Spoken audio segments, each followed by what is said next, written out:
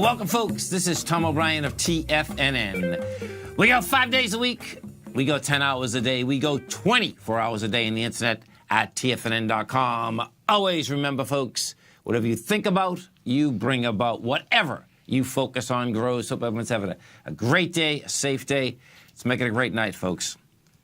Always do your best, but don't overdo. When you overdo, you deplete your body, you go against yourself, and it will take longer to accomplish your goals. Market-wise, let's take a look at it out here. All new all-time highs. Dow Industrial's up 19, 22,661. NASDAQ up 2 points, 6,534. S&P's up 2 points, 2,536.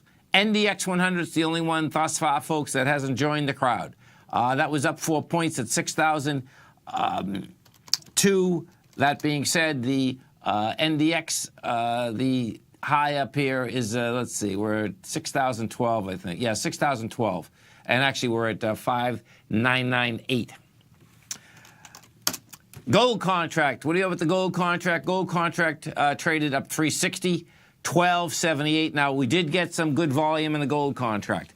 That had come down to its breakout area, rejected price, had some decent volume today, had some price spread today, gave it up on price. We got up to 1285. You closed out at 1278, but you got that expansion in volume, and when that's happening, what it looks like we're going to be building some cars to try to get back inside that 1285. It's actually 1284 is the number, folks. That's the number you want to look at if you happen to be a gold bull or a metal bull in general. Silver flat, $16.62. Platinum flat at $9.10 an ounce. We had the copper market up a half a penny, $2.93 a pound. Light sweet crude. You had some action in the crude market today. We had the EIA numbers come out at 10:30 this morning. Crude traded up and over the $50 level, then gave it up on price, down 57 cents. $49.85 a barrel. Crude looks like it's going to try to make a run into that 48 area. Notes and bonds. 10-year note up 1 tick, 125.12. 30-year bond up 3 ticks, 152.23. Let's get over and take a look at those. So interest rate structures, folks, that's what it's all about here. When we take a look at, we've been at low interest rates for a long period of time. We're still at 2.3 in the 10-year.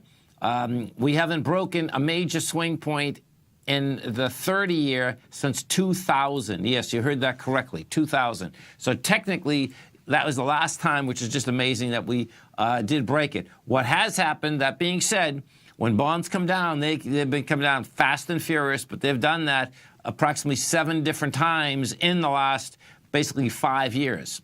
Right now, what we have is that you had the 10-year get back inside this 125.04 level, which is positive. If it gets back inside the 125.17, that would be saying that, guess what?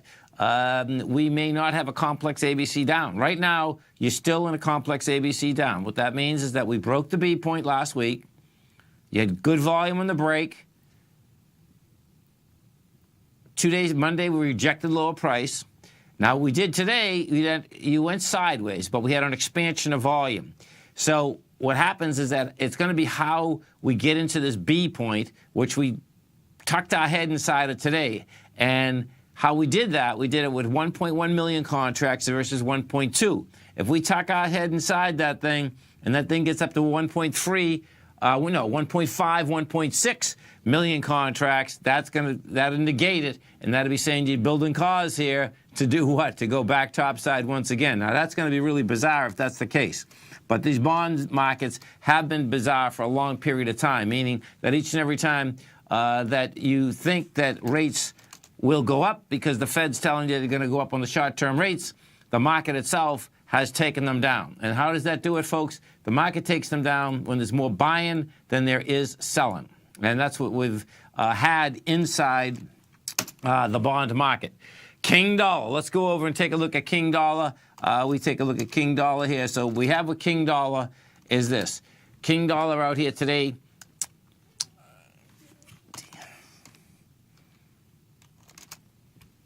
King dollar traded down 149 ticks. We are at 93,265. Now, we backed down, and we backed down with light volume. Yesterday, you did 17,000 contracts on the way up. We did 17,000 on the way down today. That's not saying quite a bit. I suspect we're going to try to get into this 92,495 area. And what that is, that's where we had the strength coming off the lows. So that number there, if we come down and you don't see expansion of volume, then all that does is put it into consolidation, that it will still try to get up into this 93,840 area. What we did have out here inside bonds in general, it was the muni market, folks, that was getting pushed around quite a bit out here, because you had Trump out here saying that they think the Puerto Rican debt is going to get should be wiped out. Those Puerto Rican bonds are trading at $440 to $1,000. Yesterday they opened up at 34 today.